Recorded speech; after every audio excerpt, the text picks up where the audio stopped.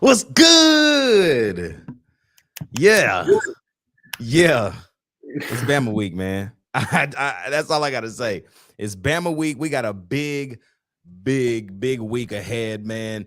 We're going to release today. If you follow us on Instagram, man, y'all know then who will be with us, joining us on Wednesday for the midweek chat. But if you don't, you're going to find out today here shortly who that VFL is, man. But it's your boys from straight up Tennessee. The boy turned rocking with the mans tonight.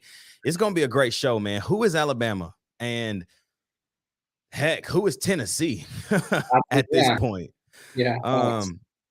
We're going to learn a lot. We're going to learn a lot about Alabama today. Can't wait, man. Like I said, we got a loaded week. We'll talk about the rest of the week. But who's Alabama, man? And how can Tennessee walk out of Tuscaloosa with a dub? The biggest key to me is continuing to be playing at that high level that we are defensively, but offensively, we got to wake up quickly because the road doesn't get easier. A lot of media appearances today. Jacob Warren, Cooper Mays, Josh Heupel with his weekly press conference on Monday. It's going to be a great show tonight, man. Y'all tap in with us. Y'all already know what it is, man. It's straight up Tennessee, baby. This is the Who Is Alabama Monday rundown. Let's go.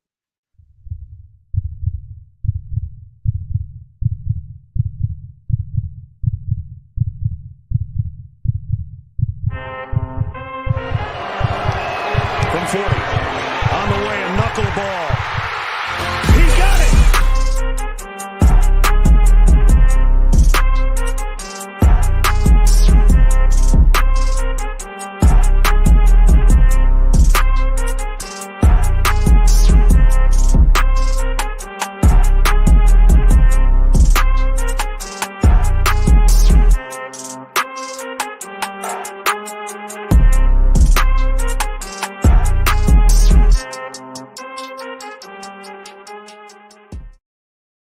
What's good, everybody? Welcome tonight, man, to Straight Up Tennessee. Oh, man, like, comment, subscribe, hit that bell notification, man, right now so you never miss a video. Y'all, I believe as we speak right now, we are at 797 subscribers. We're 3 away. Come on, man. Somebody hit us up. Somebody get us right now to 800 before this live is over. If you're listening right now on Apple and Spotify, it's Tuesday for you, man. Thank you guys for how you continue to listen, man. It is growing. That whole network of Straight Up Tennessee is growing very quickly. And so we appreciate y'all, man. Man, listen, bro, preseason basketball drops today. And the Volunteers are indeed the number 9 team in the country. Pretty wild. I figured we would be up in the top 15. I know when the preseason poll came out, we were 9. And so it's kind of like, dang, the real AP has us at 9. And so, wow, a lot to live up to in the basketball scene. Now, they're going to be very good. They're going to play defensively. They're going to play hard. They're going to be very gritty. They're not going to give up a lot of points. The thing that we've been missing for so many years is scoring, but we have that now. DK, Jordan Gainey, Freddie DeLong. There's some guys that came in the transfer portal and guys that didn't play last year who are going to get the opportunity now, who are going to make some noise. And that's why I can't wait to watch this team play here in literally 2 weeks. God, that sounds crazy. 2 weeks. I was sitting on the couch. I was sitting on the couch late last night. It was like 9 o'clock, and I was like, football was on, Sunday night football was on, and it was halftime, and I was just scrolling, and I was like, man, is NBA preseason already on? It was crazy. Dame and Giannis look scary. Yeah, that's the game I turned it on last night. Oh, Dame and Giannis look like something out of a dang movie. Let's see who's going on in the chat. Well, Clout, what even is a Crimson Tide? I think we all feel that way. I don't really know. That's a good question. I don't think any of us know what a Crimson Tide is, but whatever, right? So, man, a lot of news today. Obviously, in the whole college football scope, I think the biggest news that rolled out today was not the fact that Tennessee beat Texas A&M, Chris says that a Crimson Tide is booty water.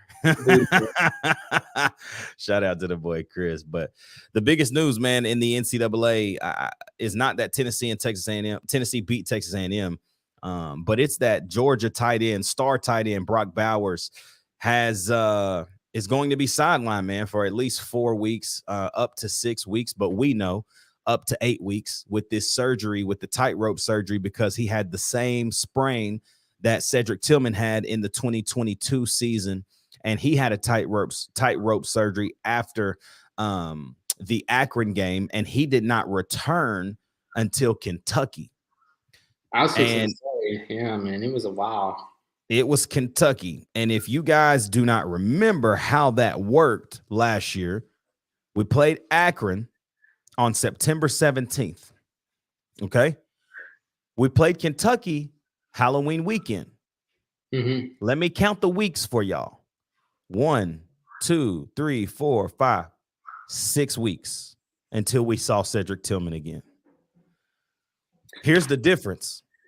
Cedric Tillman is 6'3", 215. Brock Bowers is 6'5", 250.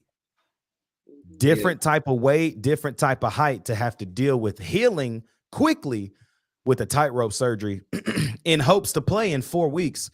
And you know that they're pushing for him to play in 4 weeks against Tennessee because they know coming into Neyland Stadium, they might not walk out without him. Or they might not walk out with a dub without him. Let me say it that way. Man, at this point, man, I don't know. I mean, I'm with you. I don't even know what to expect of this year, honestly. Man, it's so nice to see. I can't remember who said this earlier, but I was like, man, you're so right.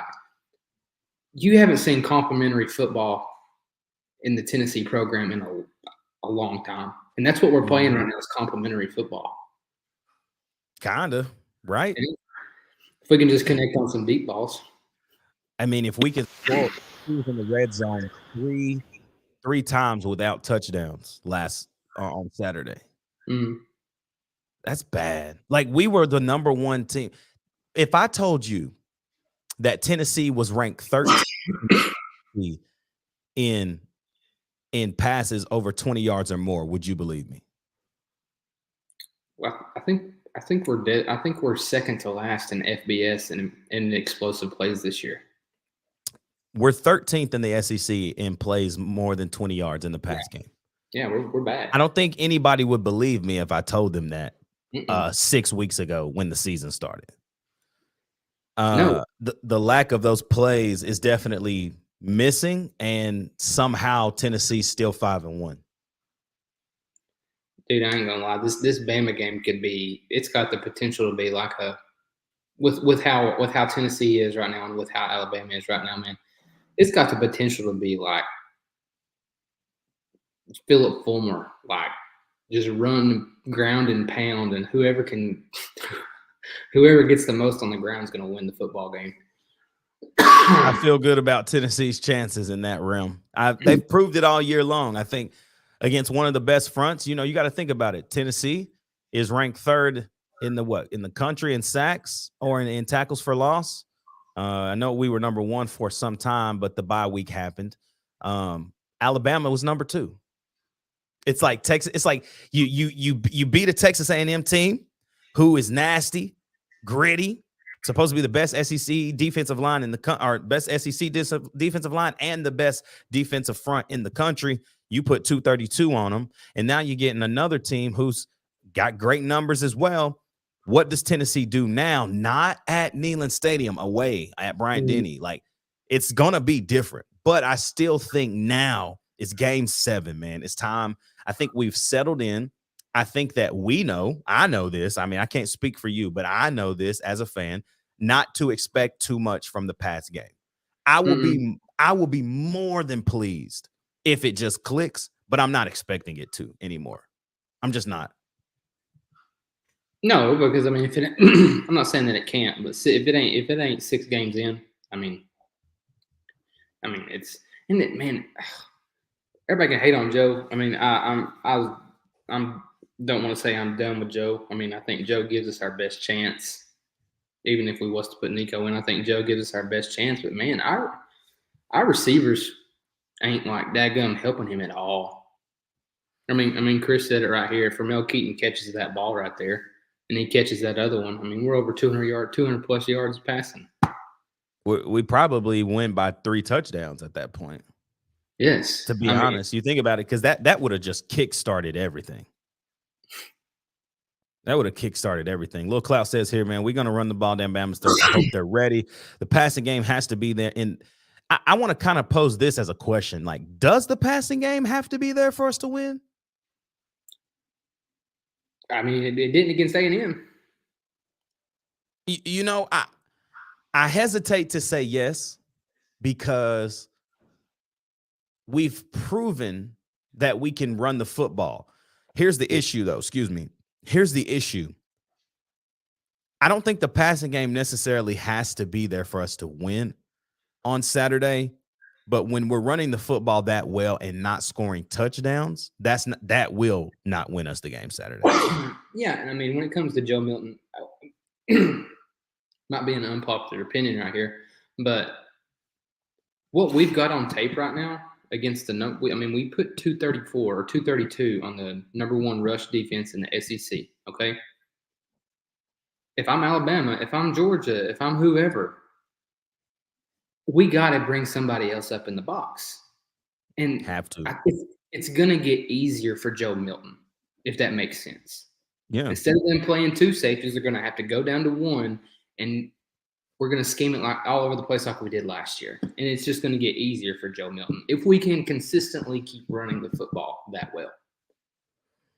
And I think that is what we're begging for them to happen. Josh Heupel is somewhere begging that to happen, because we need it to be easier for Joe. The processing is just not there. He can't process quick enough when it comes to, all right, it looks like cover 1, but it's really cover 2. They're going to drop that safety that you see in the box. Mm-hmm. Can we just get cover 1 looks? You got a 1 high safety. You got 7 in the box. Okay. Yeah. Make the right read. 9 times out of 10, an out route, a hitch, a slant, maybe a deeper dig route during that. You've got people on islands, just make the pass. You know what I'm saying? Mm-hmm. It's going to be key that he connects on some. I think, we said this last week, though, bro. Like we said, man, he's got to hit these big ones. And he's putting them right there. Couple of missed, like Ramel Keaton's running a corner route and just slows down. The ball is on the money. Yeah. Ramel Keaton slows down and stops running for this football. Then Ramel Keaton's wide open on that. What was that, 4th down? That was 3rd. Man, okay. I know it was like 3rd and short, right? 3rd and 2, man. A beautiful, beautiful design play. Beautiful. I mean, we go under center. Yep. And he just takes a 3-step drop, and it's like, oh my gosh, this is 6 drop. And it's just like, bro, what is happening, bro? Like, and then we get lucky on that one play. Everybody around was cheering. I'm just sitting here like this. You're talking about when it hit Dante in the hands and Castles caught it? Yes. Yeah, it hits Dante in the hands. Somebody on the show Sunday said stone hands. I was just like, man, dude, it did hit his hands hard. And then McCallan Castles catches that ball. I mean, you got to be happy that happens. But, I mean, that's another 3rd down that's not really executed the way it was supposed to be. But you got to take those. I'll tell you something about our defense. I don't care if it's 3rd and 18. We do not need to go to a zone. When we play zone on defense, people eat us up. Stay in man the whole game.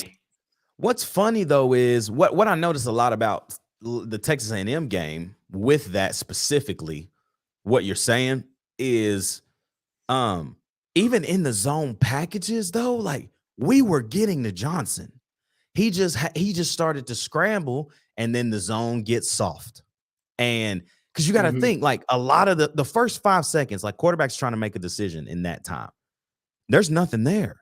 And then he rolls out, and then the zone gets soft, and then there's a completion. Like I wish I would have charted how many passes, how many of his 16 completions were from the pocket. I don't think many of them were.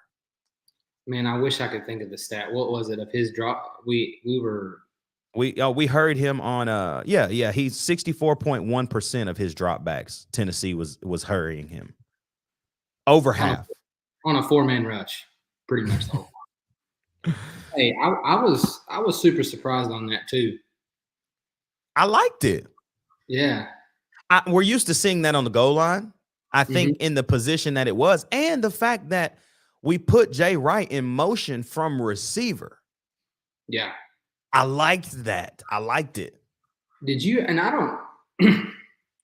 notice like late in the game, not late in the game, maybe like mid third quarter, I mean, after halftime, really, I feel like I'm going to say Heupel's play calling, but you know what I mean. Heupel's play calling changed a little bit. We start running Joe a little more, and it's like he told Joe at halftime, like, "Hey, if you see some open space, run," because Joe wasn't sitting back there very long that second half. If he's seen something, he's going to try to go get it. I loved it. That's what we need the rest of the year. If Joe Milton can get 50 yards a game, that's all we need. I mean, how many did he have? 35? 30 something? It said 35, but he really, like, take away the sacks, he had 50. He had 51. Yeah, facts. It's great. Fantastic. Take away the sacks, 51 yards. But man, let's talk about a little bit about Alabama, man. Who is Alabama? Well, Alabama's a team that is pissed off about what we did to them last year in Neyland. Alabama is not the same Bama I think that we are all used to, though. The what's the word? The way that teams used to fear Alabama, the way that teams were intimidated by this team when they stepped on the football field, I think those times are over. Alabama struggled last week at home against Arkansas, who's now 2-5. Just not a very good team, and Arkansas takes them down to the ropes. You know, you look at this Alabama offense, and it is built on explosive plays. There's not a lot of 5 and 10 yard things that open it up. What's up, Adrian? What's good, my bro? But they got a quarterback in Jalen Milroe who's extremely athletic. Can beat you on the leg, can beat you in the ground, and we're starting to see that anything that's over 20 yards, he can beat you in the air. It's the intermediate. Go ahead. No, I was just saying, like, to put that into perspective, Jermaine Burton, you know, he's their go-to guy this year. He's got 19 catches. 19 catches. 400 yards. He's averaging 24.5 yards a catch. A catch, bro. Do you see what I'm saying? Like, that's his go-to guy. They still do have a guy in Kobe Prentice who had a pretty good game last week against Arkansas as well. And then I would say their third option is Isaiah Bond. But Isaiah Bond and obviously Ja'Cory Brooks is still there as well. So you look at this team, they bring back Jace McClellan and Roydell Williams as far as their running backs. Jalen Milroe is also, in my opinion, considered a running back for the Crimson Tide. But you look at the rushing, the totes last week. Jace McClellan carried the ball for 16 times for 83 yards. Roydell had it 7 times for 68 yards. Great averages. He averaged 9.7, and then McClellan averaged 5.2 yards a carry. No touchdowns by any of the running backs. Jalen Milroe was the only ball carrier with a touchdown. Jalen Milroe went 10 of 21 last week for 2 scores. His QBR was still lower than Joe Milton's. I'm just trying to understand, like, what it almost feels like delete the big play for Alabama and smash them in the mouth like we did Texas A&M. We gave Texas A&M 54 rush yards, 54. Yeah. If you somehow do the same exact thing, but eliminate the big play and you say, hey, Gabe, hey, Kamal, they're going to put you on an island, make a play. I feel confident in that right now. Yeah, I mean, I really do. He's the best corner in the SEC. I mean, I really do. Alabama's defense, they return a guy, man, in Dallas Turner, who is an absolute dog. The guy has been great since he got to Alabama. It's his junior year now. He's got 7 sacks on the year, 2 forced fumbles, 14 total tackles. As far as his tackles for loss, I'm not actually seeing those as quickly as I'm seeing the other things. But like I said, the biggest thing I think for him is, man, he's got 2 forced fumbles and 7 sacks. He is getting to the quarterback. PFF has him as I think close right there with James Pierce, is close to being the number 1, 2 defensive lineman in the country, according to PFF. Dallas Turner's a dog. Same type of body size as James too, bro. He's 6'4", 240. Yeah. I mean, same kind of body.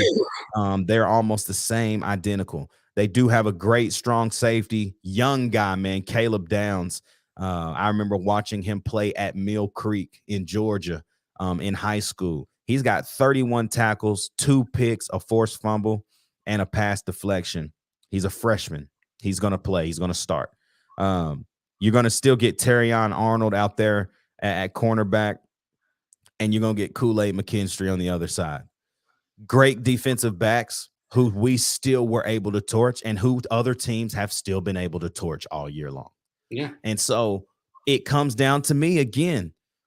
What does this defensive line for Alabama, how do they attack our offensive line, and how does our offensive line continue to work, stride, and be just complete grown men so that Tennessee can continue to run the football? I think this is another trench game term, but I think it, I'm hearing a lot of people say like it couldn't be a shootout. And I semi-agree, but I feel like it could end up being one of those games. I don't think you got to score 50. Now, last year we knew we had to score 45, 50 because Bryce Young was just unstoppable. But I do feel like this could be one of those first team to 30 wins. I don't think if gets to 30. That's what I'm saying. First team to it. I don't know if we can. I don't know if it happens, but Tennessee's got to do better, man. And we've proven now that we can win not scoring 30. Like I said, that was Josh Heupel's first time ever winning a football game scoring less than 30 points ever. Mm-hmm. And you just kind of have to – I don't like that thought going to Alabama. That's where I'm at. Yeah. So that's the Crimson Tide, man. We know what to expect. We expect them to come out. If I had to tell you right now what the game is going to look like early is, you're going to see a lot of intensity from Alabama early due to them just trying to be so energized and engaged because of what happened last year in Knoxville. And then as the game settles in, it's going to be fine. It's going to be fine. Yeah, we just got to settle in too, man. We haven't really done that good on first drives this year. No. Even defensively, after Texas A&M scored that first drive, we locked it in. It's like, okay, lockdown. Yeah. Hitting the chat up a little bit. Luke Calloway, what's up, Brody? It says that Nick Saban will have a stroke on the sideline this year if he doesn't chill out. Little Clout says, if the DBs lock down the receivers and we get after Milroe, Bama will have a long night. I agree with that. Adrian then says the front seven needs to hit Jalen every time he drops back. That's what we did to Max Johnson. We absolutely were smacking him. D. Williams, Dylan Sampson, Squirrel White to be unleashed Saturday on offense. I hope we see Nathan Leacock. You so high on Nathan Leacock, bro. He ain't playing. Nathan ain't playing. Not yet. I want him to, but he ain't. I did love this. D. Williams in his post-game presser on Saturday,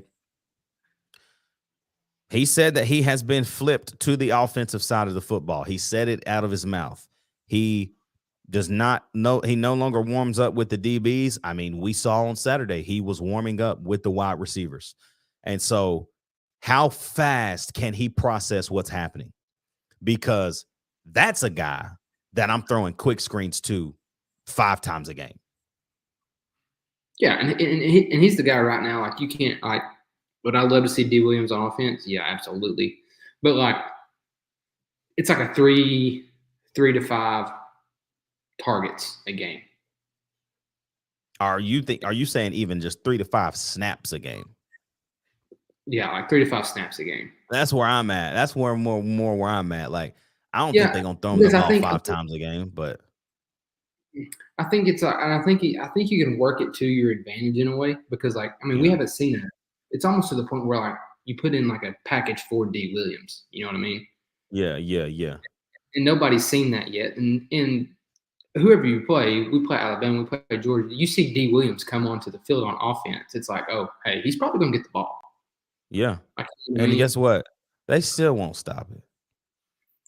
Dude, he's nasty, bro. Dude, the most dynamic player I've seen with the ball in his hands at Tennessee, honestly, since Evan Berry.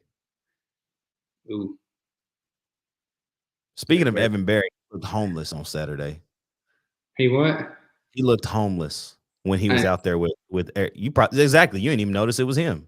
I didn't. That's how homeless he looked, boy. Boy looked like I saw a picture. It said, "Why does Evan Berry look more like Eric than Eric does?" Oh man, yeah, that boy looked homeless. He got a fro, face grown out, all like you could barely see his eyes, bro. It's crazy, looked crazy. But Elliott was out there looking fresh. You know what I'm saying?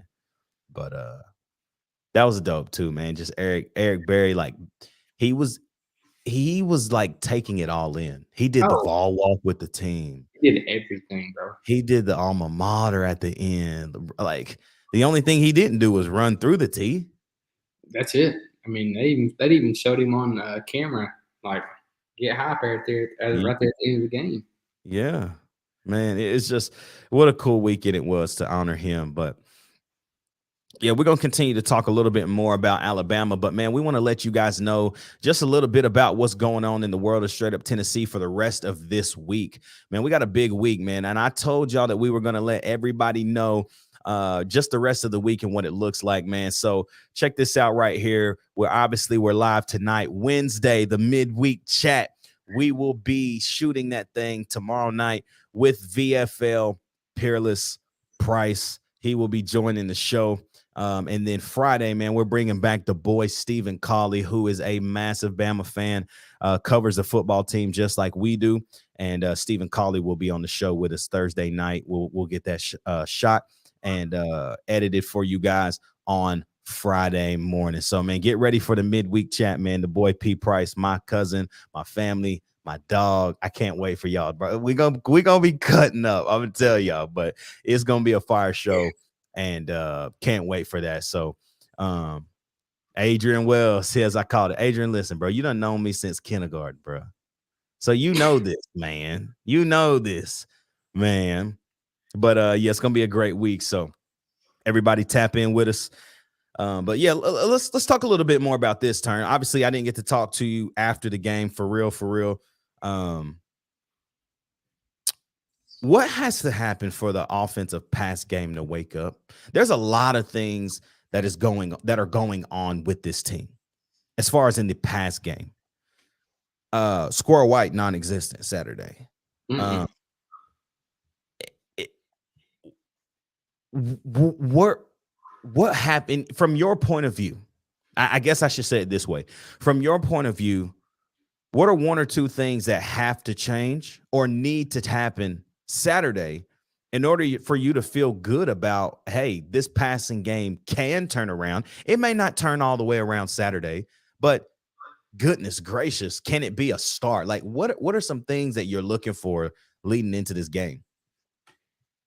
Man, I think number one, we just got to get some momentum going. Like, we haven't. I mean, you really haven't seen it this year, and I don't care if it's three or four passes in a row. Like, you got screen, you got a hitch, you got a post. We're so much. I don't know. Maybe that's just the way the offense. That might be the new offensive strategy this year. But I would like to see some tempo in our offense, because I mean, I think you've seen it in the Clemson game last year when Joe gets a couple throws under his belt. Everybody just starts clicking. Like, you know what I mean?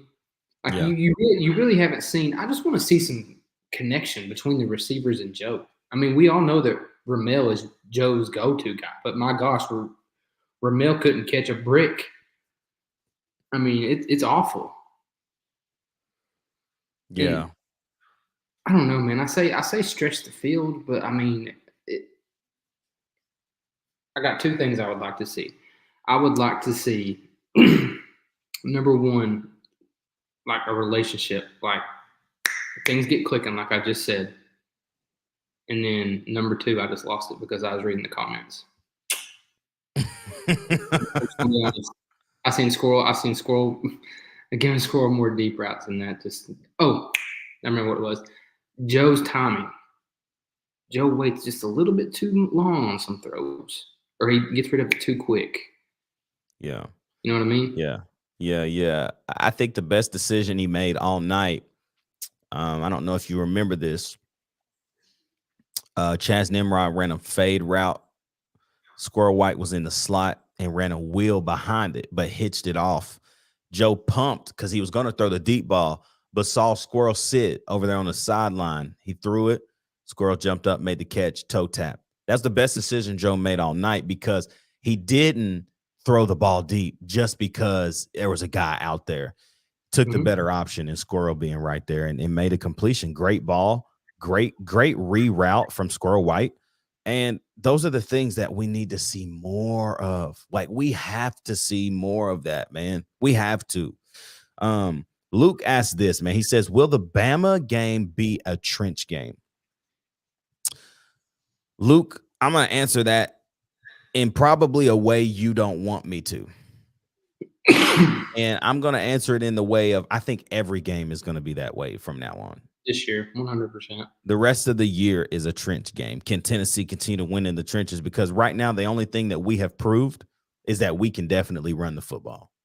And so if we're winning there, we're going to be fine. Well, and what's nice to see, and I think, I'm pretty sure you made this comment to me after the game. It's nice to have a game like that. I think the biggest thing that I've taken away from the Josh Heupel era, Josh Heupel has ingrained in these guys and taught these guys how to win. Mm-hmm. Whatever it takes, we're going to win. Because 3-4 years ago, we don't win that game. No. We find a way to lose that game. Yes, they drop down with 3:40 left and they score. Oh, yeah. And we get the ball back too, but we can't score. Yes. I think we've just figured out how to win. And whatever it takes to win, it doesn't matter. Like our team will step up when it needs to, whatever it is. And I think that that's what fans are missing. It's like, yo, we're 5-1. Yes, quarterback play isn't great right now. Yes, wide receivers are not playing well right now. But just like Vic Roberts said, man, on the show yesterday, he said, I'm really not seeing a lot of separation from the wide receivers. They're not. And so it's kind of like there's a whole thing that has to happen for the pass game to open up. Turner's talked to me about this. Maybe it's after the game. He's like, Sampson needs more outside runs. He's not an inside runner. 100%. However, when he does get on the inside, I mean, think about it. I think about the South Carolina game. He bursts right up through the seams, breaks off one, gets into the end zone. I think he's more effective maybe on the outside, but they're going to run those guys through the tackles because that's just what we do. Yeah, and you just said it's what we do. Like, we can't just – I would love to like see D-Samp out more just in like outside runs, just like getting into open field. But like, I think we figured out by now, like it don't matter what running back is in. He's gonna treat it like Jalen Wright's in. Like 3rd and 2, we're gonna run it up the middle. I don't care what running back we got in the game. We're gonna run it up the middle. I think they have that much trust in all of them, though. Yeah. You know what I mean? Chris says it, man. 98 was a polished turd. Just saying. It was, bro. They won most of those games by a field goal or a touchdown in 98 when we won the Natty. Go back and look. Like, go back and look at the scores and tell me if Tennessee was just absolutely manhandling people. They weren't. And that's one thing that we're actually going to talk to Peerless about, man, on Wednesday. It's like, bro, like, talk about that season and the grind, the ins and outs of that season, because it wasn't like we were just absolutely dominating people every single night. Now, we were dominating because we were winning, but it wasn't like we were winning 30-3. I mean, like, we legitimately were striding and straining for wins, sometimes coming back and winning football games. And so I think we all as fans, man, just have to be mindful that everything is not going to be perfect. And I think that last year really just gave us way too much of a glimpse into what can happen, though, when there's an absolute monster at quarterback. And I said this Sunday, and I truly believe it. Maybe that is Nico, but we do not know that. We really don't. We know that he has an $8 million NIL valuation. We know that he went crazy in high school in California playing quarterback. That's it. We don't know if Nico is going to just come in next year and be like that. We really don't. Film says it. That's high school film, bro. Jarrett Garantano was the number one dual threat quarterback in the class of whatever it was, 2017, 2016. Look how he panned out. And the next time I see somebody say that Jarrett Garantano is better than Joe Milton, I'm going to find your address. That's the craziest thing. Bro, I saw that multiple times over the weekend, and I literally almost threw my phone out of the car. Yeah, I wouldn't take it that far. I'm like, hold up. Can I show y'all something?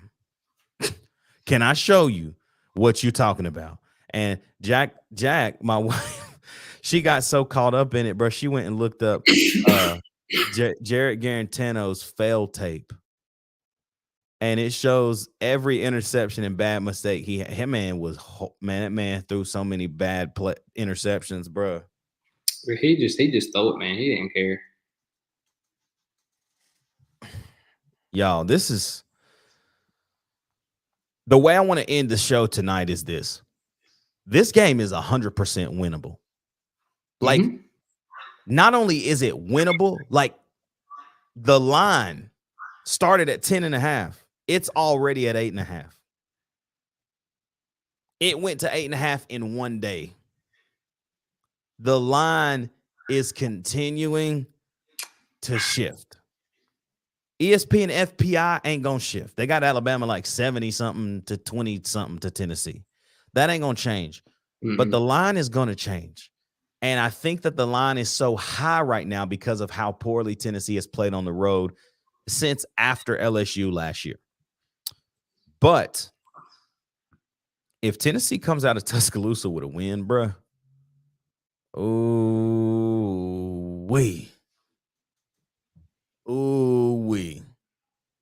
the biggest thing that has to happen, though, I think the passing game has to be a factor, bro. I really do. Yeah, it does.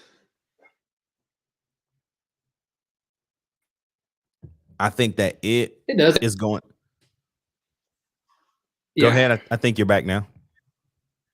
No, I was just saying the passing game definitely has to be a factor. And if we force Bama to bring 7 in the box, Joe Milton should be able to connect a lot easier than he has been. Because it's like you said, man, you go back and everybody's like, man, like, Joe Milton's trash, like, but yada, yada, yada. You go back and you said it a minute ago. There's really not much. There's really nobody open. Just being honest. No, there's no separation. I do think I would like to see the tight ends get involved a little more. Hey, Jacob Warren has 3 touchdowns this year. That's massive, man. And we need to continue to see them thrive, because I think there's room for them this year to be effective, because we need goal line scores. We need red zone scores. And I think that we're seeing that Jacob Warren's a go-to guy in the red zone right now. No, 100%. Because you can't trust any receiver to catch the football, or you can't trust Joe to make the right decision. So, so you got to roll out and just Hope something happens. I think that, another great ball that was just a great defensive play. It was down there in the goal line, in the red zone as well. Joe fakes a handoff, rolls right. He's throwing the ball to Ramel Keaton. Great defensive play. However, Ramel Keaton still should catch that football. Yes. It was on the money. On the money.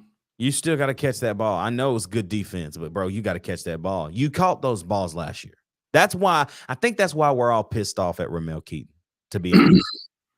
Yeah, because Ramel Keaton probably made the one catch of the year that honestly saved our season against Florida. Yeah, he ain't done that. I guess that's it. He ain't done nothing this year. But what Jason Swain said about that, and I had to see it from that lens, because that's why I love listening to him as a former player. He said Ramel Keaton was making those plays last year because he was just a role player. Like Cedric Tillman was the guy, he goes down, and Ramel Keaton still wasn't the number one receiver. Jalen Hyatt was your number one receiver, and then Brew McCoy, and then Ramel Keaton just so happened to have a good year. He said, but now when you need him to have a good year, he's struggling because there's no one else right now that he can look to for help. Like, they're looking to him for help. And he has to learn that he is that alpha pack, and he has to lead it. And he's just not up for the challenge right now. I will say I was impressed. Chaz Nimrod caught every ball that was thrown to him. Yes, he did. Chaz Nimrod. I think I saw it earlier in the chat. Somebody said start Nimrod over Keaton. That still leaves a receiver slot open. So Ramel's going to start. They didn't pull him last game. They ain't going to pull him. No, they're not pulling him. They're going to continue to play him and just see kind of where he lands, man. But like I said, y'all, Tennessee can beat Alabama. It's early in the week. Drop all your early score predictions right now. Turn, you know how we end the Monday rundown. What is your early score prediction? Obviously, we'll touch bases with this again on Friday with Stephen Cawley. But what's your early score predictions here on a Monday? It's tough, man. I know it is. This one is tough, man. I'm going to say